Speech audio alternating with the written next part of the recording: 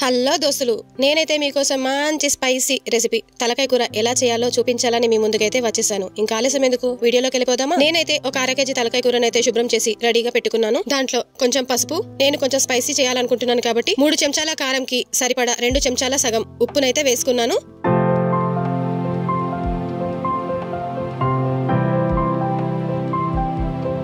రెండు టీ స్పూన్ల వెల్లుల్లి పేస్ట్ ని వేసుకున్నాను. 1 టీ స్పూన్ నూనెని వేసి బాగా ఉప్పు కారం కూరకి పట్టేలా బాగా కలిపి ఒక 10 నిమిషాలు పక్కన పెట్టుకోవాలి. నేనైతే ఈ కర్రీకి సరిపడా చిన్న సైజులో ఒక 10 ఉల్లిపాయలను అయితే తీసుకున్నాను. దానికి కావాల్సింది ధనియాల పొడి, కొంచెం గరం మసాలా, కొత్తిమీర, పుదీనా, కరివేపాకు. ఇప్పుడు మనం కర్రీ వండడానికి సిద్ధమైపోదాం.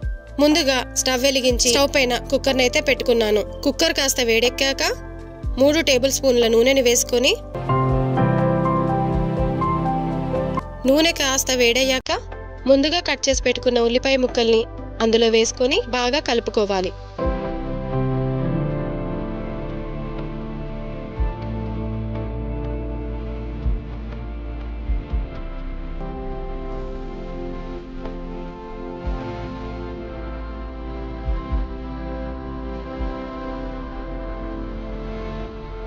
అవి కాస్త దూరగా వేగాక కొద్దిగా కరివేపాకు, కొద్దిగా పుదీనా వేసి బాగా కలుపుకోవాలి.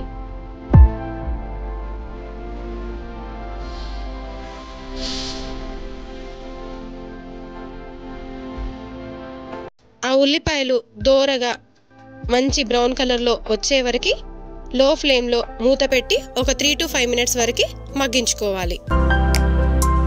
ఉల్లిపాయ అయితే మంచి బ్రౌన్ కలర్ వచ్చి బాగా ఉడికిపోయిందండి.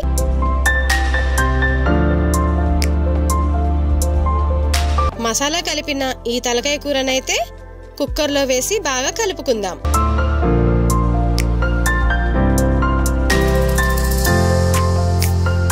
నేనైతే ఇలా కలుపుతూనే ఉన్నాను. పక్క నుండి మా వారు మా బాబు అయితే ఆకలి ఆకలి అని చౌకోసిన మేకల అరుస్తూనే ఉన్నారు. ఎందుకంటే నేను చేసే తలకాయ కూర అంటే వాళ్ళకి అంత ఇష్టం కాబట్టి.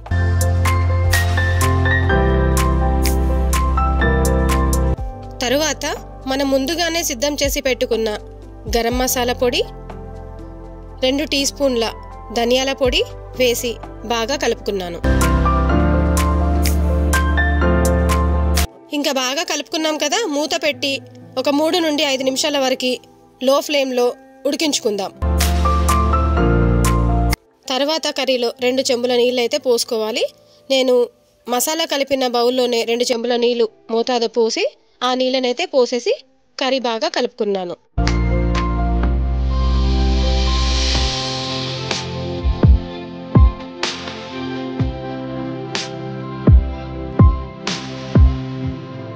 ఇప్పుడు మనం బాగా కలుపుకున్న తర్వాత పైనుండి కొద్దిగా కొత్తిమీర వేసి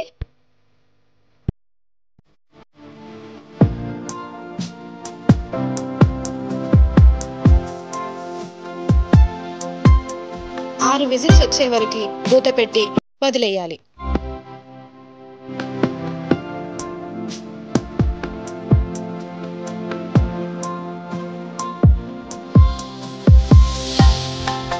నేనైతే కూర లేతగా ఉంది కాబట్టి 6 విజిల్స్ పెట్టుకున్నానండి. మీరు దాన్ని చూసి, అంటే కొంచెం ముదురుది అది ఉంటుంది కదా, దాన్ని బట్టి కూడా మీరు 10 విజిల్స్ కూడా పెట్టుకోవచ్చు. ఈవెన్ ఇంకో కొంచెం మెత్తగా ఉండాలి అనుకున్న వాళ్ళు 12 విజిల్స్ వరకు కూడా పెట్టుకోవచ్చు. నేనైతే 6 విజిల్లు పెట్టుకున్నాను. నాకు కరెక్ట్ మోతాదుగా సరిపోయింది. కుక్కర్ అయితే ఓపెన్ చేసి చూస్తున్నానండి. చాలా జ్యూసీగా, చాలా యమ్మీగా, చాలా బాగా కుక్ అయింది. పీస్ అయితే చాలా మెత్తగా ఉడికినట్టుగా నాకు తెలుస్తుంది.